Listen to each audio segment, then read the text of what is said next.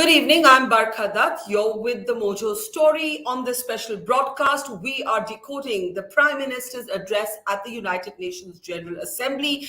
It's an address that covered the gamut of subjects from COVID to climate change, from Afghanistan to Pakistan, but interestingly and intriguingly and perhaps unsurprisingly focused a lot on India's democracy. Let's bring up the key points and the key takeaways from that address. In a veiled reference to Pakistan, which was not named, the Prime Minister spoke about Afghanistan and how it cannot be used as a place to propagate terrorism from.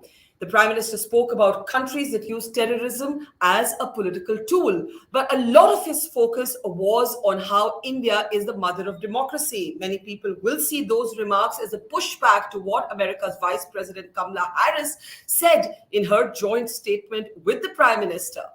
Now, of course, Pakistan came under attack without being named. India earlier described Pakistan to be an arsonist disguised as a firefighter. The Prime Minister did not name Pakistan, but made allusions and pointed references to both Pakistan and China. In the meantime, the Prime Minister's address, of course, followed a meeting of the Quad, one that the Prime Minister has called a force for global good, even as the debate continues over whether AUKUS has created and cast a shadow over the efficacy of the Quad. So a lot to unpack there, including the Prime Minister's open invitation to vaccine makers across the world to come and make vaccines in India. Let's introduce our panel of experts who've been waiting very patiently. We apologize for the delay and thank you for your patience. Joining us live from New York, Jamie Metzl. He's a senior fellow at the Atlantic Council, an author and a strategic affairs analyst. Dr. Aparna Pande is with us. She is an analyst and a strategic affairs expert at the Hudson Institute. We're also joined by Professor Pant. He's a strategic affairs analyst at the Observer Research Foundation. And we have Ambassador Meera Shankar, who, of course, is a veteran diplomat, has also been India's ambassador to the United States of America. Ambassador Meera Shankar, if I may start with you.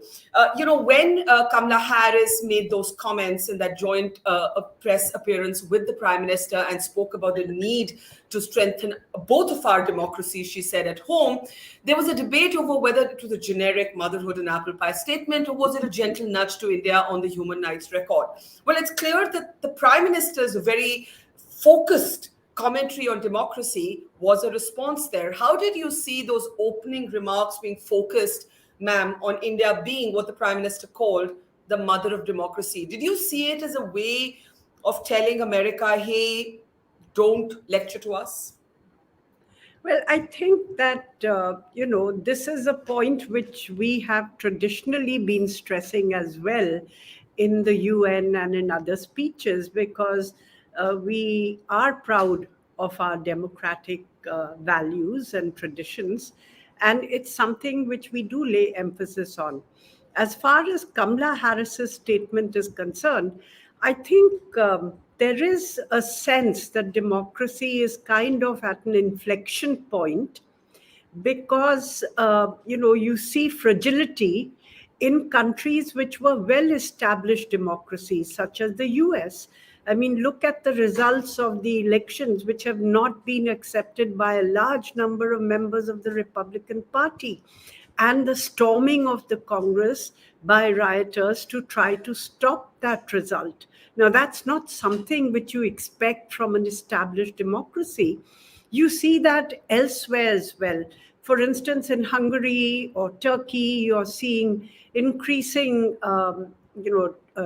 trend towards authoritarianism. And in India, too, you see that cleavages have become sharper. So I think it's a good thing, and it's part of Joe Biden's agenda to try to strengthen democracy worldwide.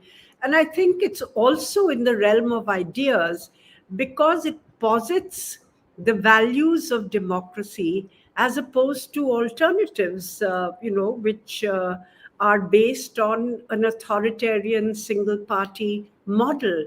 So it's important that democratic countries, which have seemed vulnerable and fragile in recent years, should get together and really try to strengthen the appeal of democracy in the public imagination.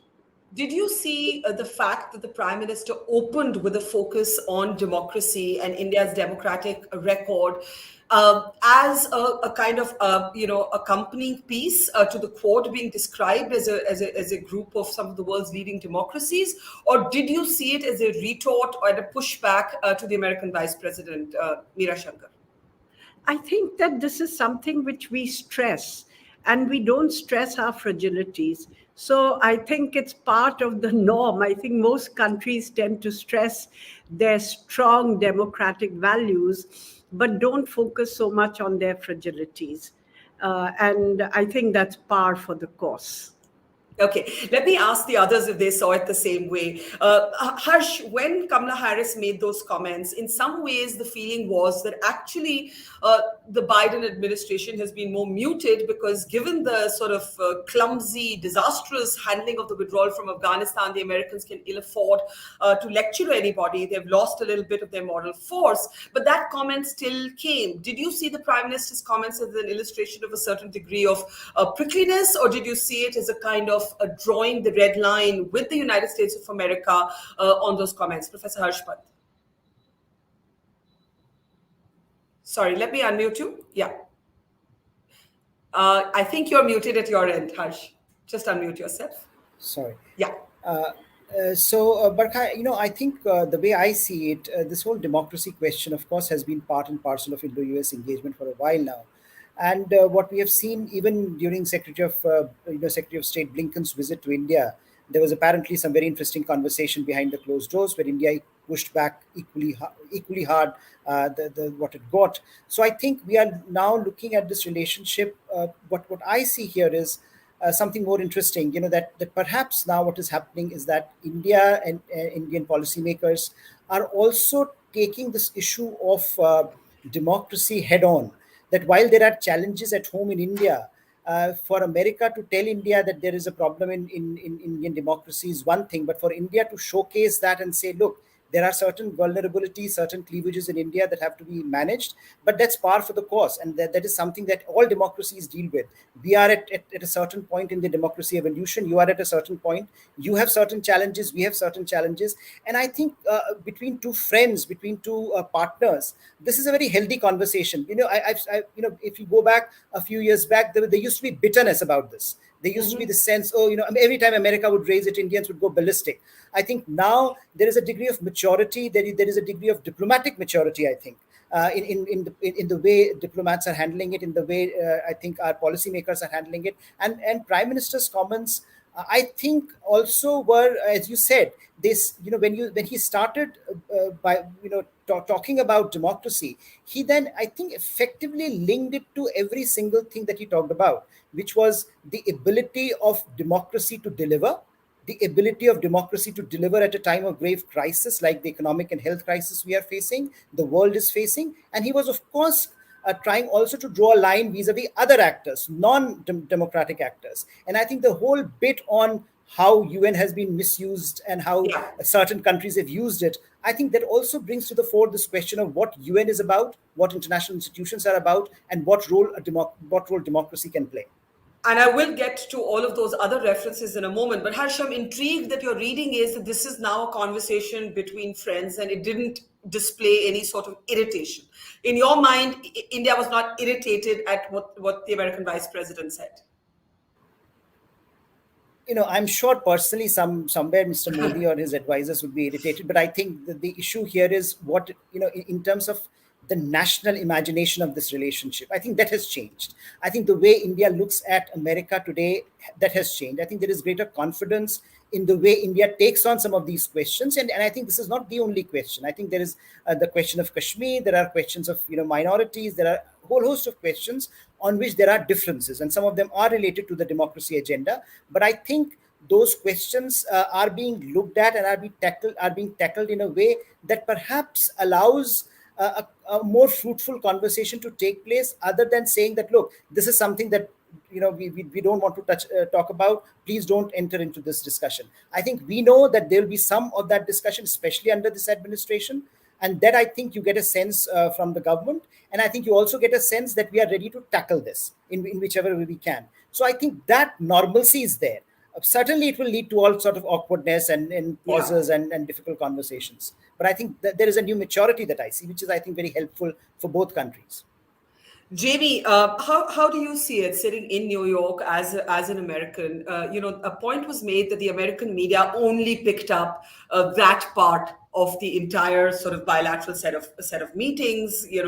As far as India is concerned, the perceived human rights issues, the democracy debate is what makes it to the Western press. And I'm sure, in a way, Modi was addressing as much that narrative as he was responding to Kamala Harris. Kamala Harris's comments before she became vice president have been cited again and again as being somewhat a liberal critic of some of the policies of this government. So I'm just wondering how you saw the prime minister's opening reference to democracy. Well, thank you, Barkha. I think we can't speak in generalities about the US media just because there's so much happening right now that there have only been a relatively small number of stories about the Modi visit. But what I can say, in agreeing with the people who've spoken before me, is I think that everybody in India who cares about democracy, who watches what happened in the United States with the riots that we had on January 6th, you should rightfully be appalled, because that's not what inclusive democracy looks like. And certainly there are people here in the United States and across India who look at some of the things that have happened of late in India, some of the extreme manifestations of Hindutva and intolerance. And we also say, hey, that's not what inclusive democracy looks like. But I would agree with what was said earlier, that we're all stakeholders in the success of democracy as a system of governance, and really as a foundation of a more peaceful way of getting along, both within countries and between countries. So I think there is a greater level of maturity, because we in the United States are seeing the shortcomings of our own democracy, the fragility, as was said earlier. And so that's why I think that democracies, we need to hold each other accountable and ourselves accountable to the highest ideals. And so I do think there's a level of greater equality in America's relationship with India. And I think some of this candor expresses that, and it has the potential to be very positive, but like all things, only if we make it so.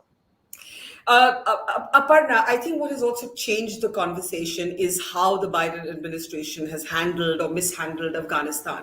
And that has made, in a way, the strategic conversation, the security conversation, paramount. So it was actually interesting to me that the references to Afghanistan, Pakistan, China come towards the end of the Prime Minister's speech, and we'll get to that in a moment. I just want your take on this whole democracy debate. So I'll say 3 quick points, Barkha. I agree with most of what everybody said before me, Ambassador Shankar, Harsh, and Jamie. What I'd add to it is that the US-India relationship is a relationship based on values and interests. And for many decades, it was values that bound the two countries and still do. So if either side or one side emphasizes values where democracy, pluralism, an open society are important, then we shouldn't take that, amiss, because it is at the core of the relationship.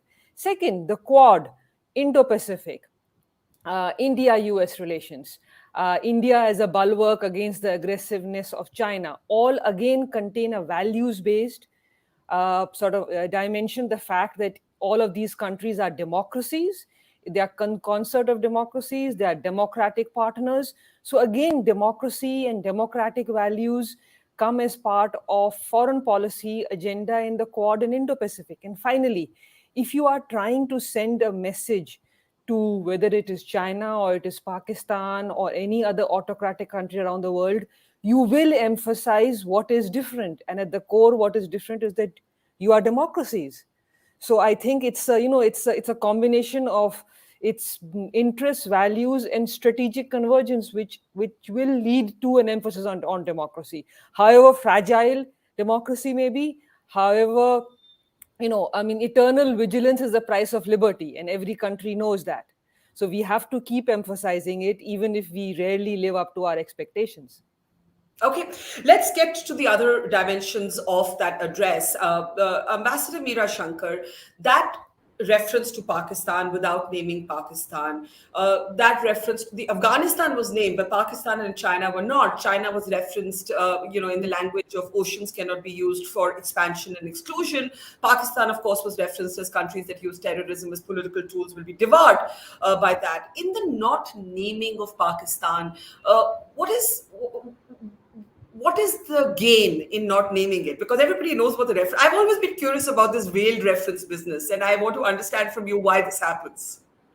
I think it's, for the Prime Minister to be really, I think in his own address, he wants to focus on India and the way it sees the world. He really doesn't want to focus on other countries and, how we see them. And quite frankly, the constant references to Pakistan virtually, twin you with Pakistan, whereas that's not where you see yourself. And, with China as well, I think that you have equities and concerns. It's not such a simple one-dimensional relationship. And you have concerns which are very live on your border. So I think it's prudent not to necessarily name countries, but everybody understands what you're saying. And it doesn't dignify this, by raising it at the Prime Minister's level. I think at other levels, our mission to the UN has been pretty sharp and specific in its comments. So, ma'am, let me be the sort of hard-boiled, cynical journalist and ask you what you really believe will come out of this sort of deja vu referencing both by the Americans and the Indians on Pakistan's patronage of terrorism. And I ask this because it's my feeling or my reading, and I don't know if you'd agree, that the Biden administration is not just doubling down on the blunders it's made in Afghanistan, but it's doubling down on its toxic dependency on Pakistan.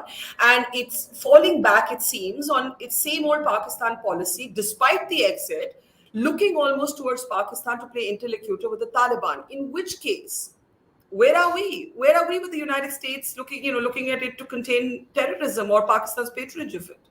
Well, I think that, if you look back at the Trump administration, the deal with the Taliban was done by Trump. And it was a deal which was not a peaceful solution of Afghanistan. It was actually a deal to provide a safe cover or safe passage for American troops as America withdrew its troops.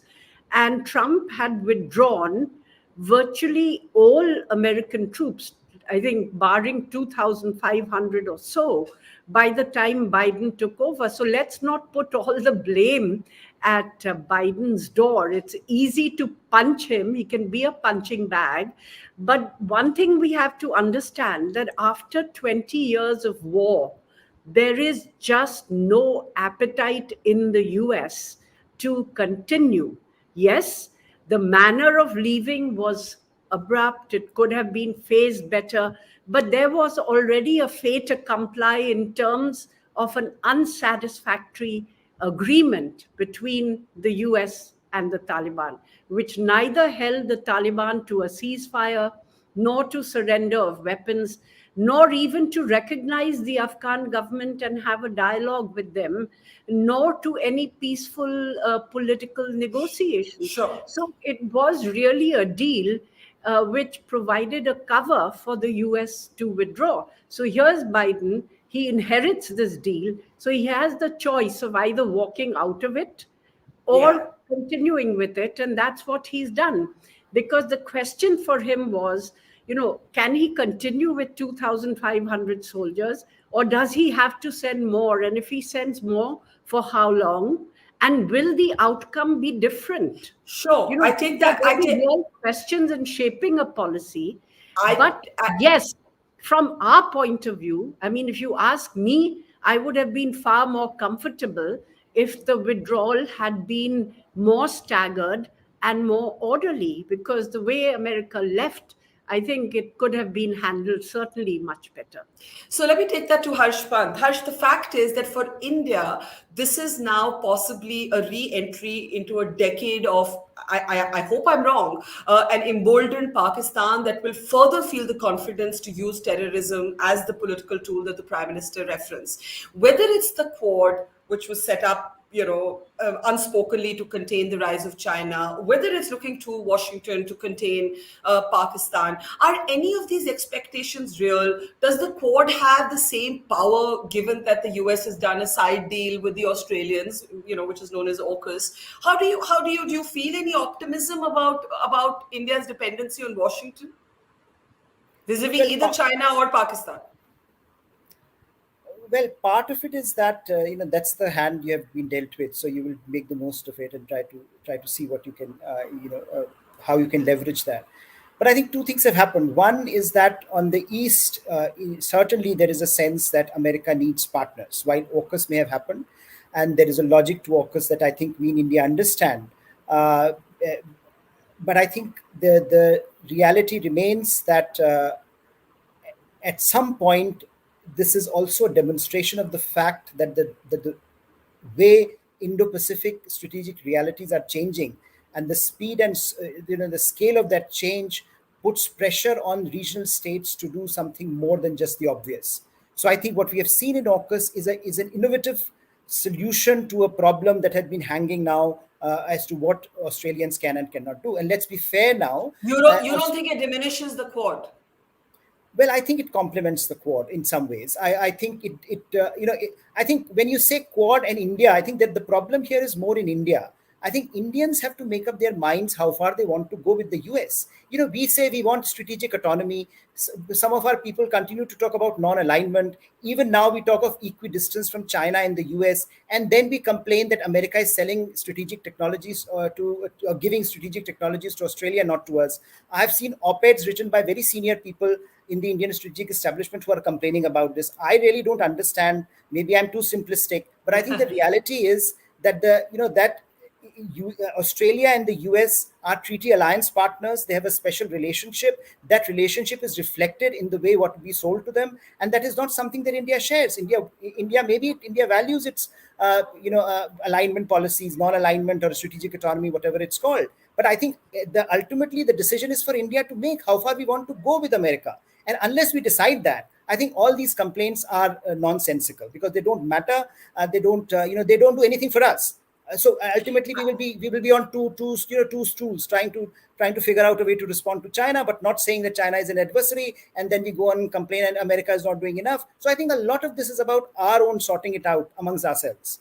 I think that's a great point. That there is a lot of pushback and a lot of skepticism about America moving closer towards the Americans, and then there's the crib. And I think that's a great point. Jamie, what's going to happen? You think with China? The Quad doesn't name China. The Quad statement named everybody but China. But like everybody knows, what that game is. Biden has since spoken to Xi Jinping. How are you reading the Quad and the AUKUS? Do you see them as partner pieces, or do you see them, as some do, the AUKUS as a grand deflection from Biden's blundering in Afghanistan? No, so I completely agree with what Harsh just said. I think the Quad and AUKUS are fully complementary. India has made its partly made its strategic decisions so far, and so it wouldn't make sense for India to be part of this AUKUS alliance at this point. Could that change in the future? Maybe. Certainly, the relationship between the AUKUS countries and India should strengthen. I believe it will strengthen. And nobody maybe is saying directly what everyone on Earth is seeing, which is that the Chinese government, with at least in how it's currently behaving, is a threat to the Indo-Pacific region, to peace, security, and stability across the globe. We just need to be honest about that. Everybody is seeing it in the South China Sea. We're seeing it in the Taiwan Strait.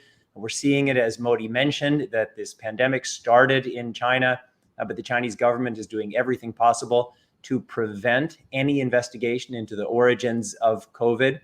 And so maybe there are the diplomatic niceties of the United Nations General Assembly, where there are things that we say and things that we don't say.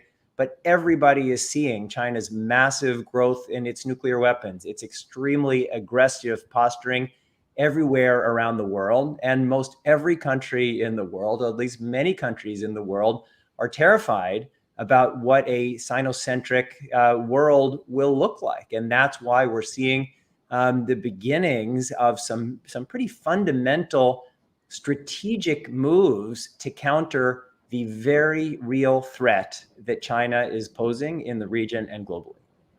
So, Aparna, the fact is that in India, we are confronted with a China-Pakistan nexus, one that will be stronger after what has happened in Afghanistan. I know the Hudson Institute had a recent report called the Pakistan's Destabilization Playbook. You were looking specifically not just at the Kashmir sort of militants, but also at the Khalistan question.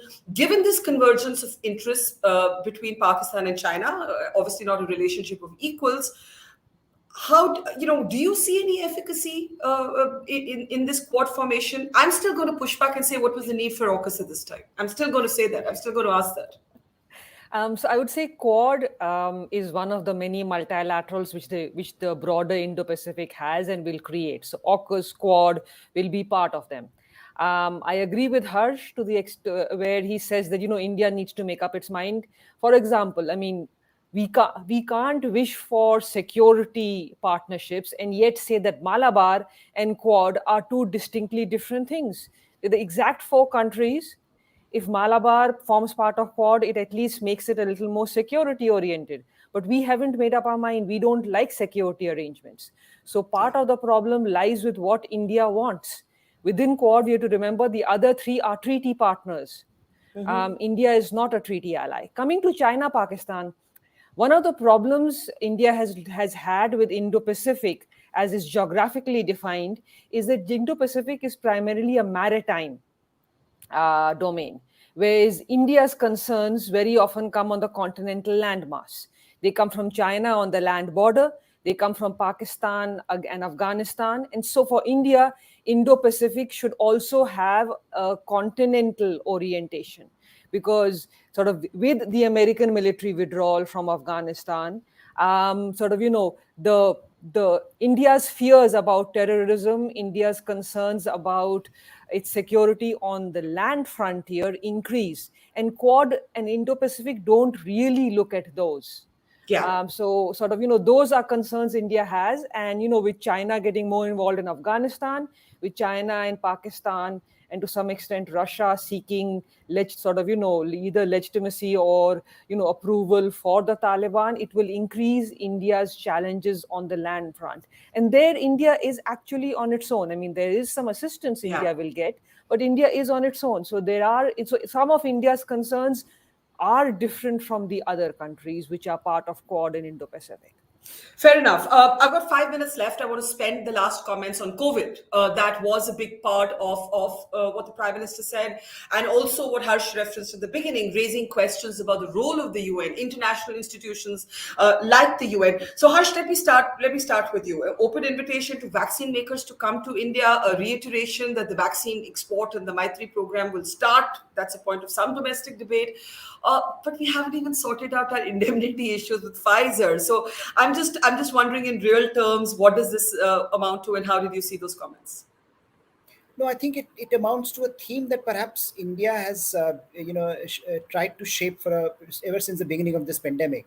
And I think there some credit should go to India in defining or redefining perhaps the parameters of this debate. If you recall, early last year when the pandemic started, every single developed country was only talking about themselves. They were inward looking, they were drawing up borders, they were not doing anything. And I think Indian leadership at that point in time did make this very important point, that we are not secure unless no one is secure unless everyone is secure, and we have to therefore have address this problem from a global perspective. And so India first did a lot of vaccine, a lot of medicinal help, PPE kits, etc., and then it came to later on for vaccines till the time our domestic situation got really out of control. So I think the narrative there remains the same. That at the end of the day, if you look at Quad, if you look at the assistance Quad is giving to India, the idea is that India, as the global provider of pharmaceutical industry, as a global hub of pharmacy, can deliver on these commitments. Now, of course, there are certain things to be sorted out at home, and I hope they get sorted out,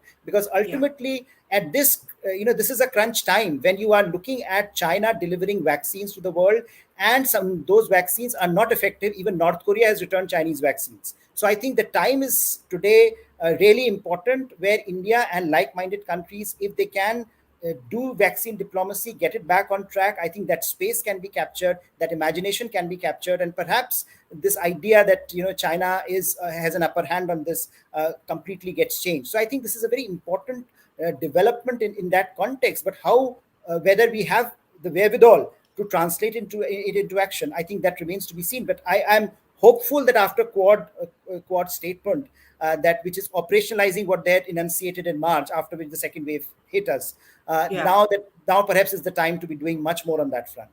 Yeah, because there's also a commitment to deliver a certain number of vaccines per that Quad agreement, and for that you need volume, and for that you need these indemnity issues with all these global vaccine manufacturers sorted out. You need the raw materials issues sorted out with America. Jamie, I know your favorite theme song through this pandemic. A lot of research you've done in it is the origin of the virus itself, China's role, China's sort of iron curtain around itself. When the Prime Minister raises questions about the efficacy of bodies like the UN being under scrutiny, the same amount of sort of skepticism has also brought forth to the WHO, especially when it comes to its handling of the China question. Go ahead on that referencing of COVID in the Prime Minister's address. Yes, I thought it was very important that the Prime Minister raised it. The issue of COVID origins, in my mind, has two major implications, as you said. The first is the role of China. We all know that this pandemic began in Wuhan. There are major questions about the origins, about the possibility, in my view, the likelihood it stems from an accidental lab incident. China has done everything possible to prevent the kind of full investigation that's required. It's an affront to everyone, to the estimated 15 million people who are dead from COVID, their families, and all of us. And I think the Indian government should join all governments in condemning that and calling for a comprehensive investigation.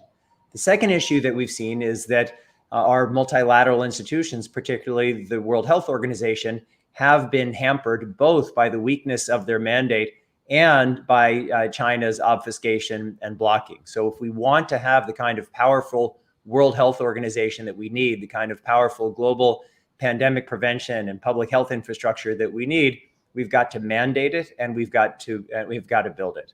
And certainly with the World Health Organization, Dr. Tedros has shown tremendous courage calling for a full investigation, calling for the strengthening of the WHO, but China has been blocking that. So right now, this has to be a moment for our world, like 1944, 1945, where we recognize that the world was broken and unsafe as it had been organized prior to the war. We need to imagine what a better, safer world for everyone looks like, and then we need to roll up our sleeves and work together to build it.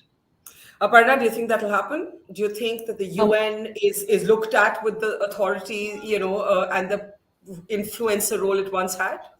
I hope what Jamie says happens. I don't see it happening. And I would just give today's example, or yesterday's example. I'm sure everybody saw that the minute that the Huawei top tech was released, China allowed two Canadians, a Canadian and to come back. So, sort of we live in a world where one country actually has a lot of clout. And I'm talking about China here. It's the largest trading partner. It can dictate whether or not you recognize Taiwan. It can build out islands. It can, sort of set up missile defenses. And then it can complain about arrangements like the Quad and say that they are encircling China. So I don't see China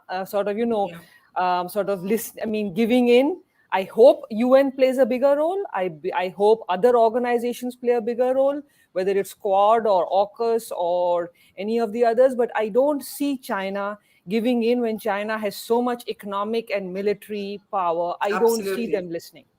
Absolutely. Ambassador Meera Shankar, last word to you. Is there anything about this trip and India's articulation there that stands out from previous trips. I mean, you've been watching this all your life. Obviously, the backdrop is very different. We're in an unprecedented, volatile situation from a security aspect and the fragility of the COVID pandemic. So those are two differences that make the backdrop different. Was there something different about our response that you haven't seen at the UN before? I would say that the focus of this visit was on the Quad, because this is something which is new. It's the first in-person summit of Quad leaders. So it wasn't so much a bilateral visit, which is what we've been used to. It was more a multilateral visit. And I think it's historic because the Quad is going to be a very important organization for the future. It's still a work in progress. It's still something in the making. But the fact that these 4 countries have decided within 7 months to have 2 summits, one virtually, one in person, shows their commitment to ensure that this actually gets off the ground. And therefore, given the divergent security perspectives, as Aparna mentioned, with India having also concerns regarding its land borders with China and Pakistan, but also concerns about Chinese behavior in the maritime field. The countries have decided to work in areas where they have convergence. And these are also areas which could make a public impact internationally, because military force is just one element of global influence and sometimes a somewhat blunt instrument to translate power into influence. And for that, you need a number of other activities. If you look at the US during the Marshall Plan with Europe, it was a very generous US whose influence extended in Europe and in the developing world because it was the largest aid giver. It was also very generous with scholarships to countries. And these made a huge impact in terms of not just having the US as the most powerful country, but also as the country with the biggest appeal globally. So I think the activities that the Quad promised to undertake are very useful. And if we can get this COVID vaccine off the ground, we will acquire much greater credibility because, it's something which was announced that, the US will provide technology and the Japanese will provide investment or money to countries to buy the vaccine.